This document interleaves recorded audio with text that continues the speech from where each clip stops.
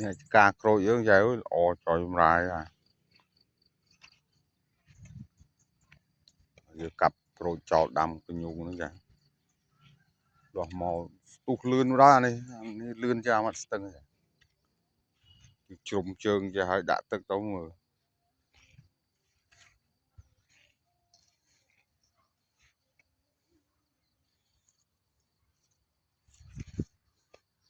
2 ឆ្នាំទៀតមកលុបទៅឆេចាមកបុកត្រួយដល់កណត់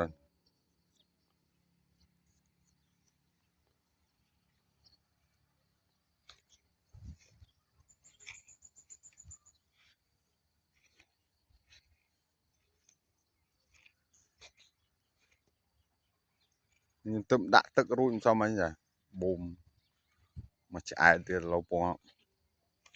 ព្រោះនេះស្ទុះលឿនចាដាក់ទៅមកត្រួយពងបុកមកខ្ចីលួន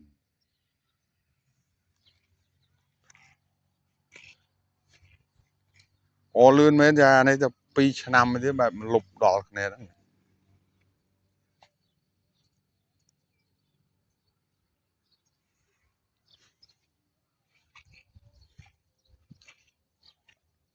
ព្រោះនេះវាស៊ីទឹកខ្លាំងចាទឹកដល់ទឹកវាបោជាស្ទុះលឿនមែនទេណាការក្រូចយើងបើអានេះអត់មានស្លឹកបងពូឲ្យខ្ញុំដើរបូតស្លឹកឥឡូវចេញចិត្តត្រួយមកបាទ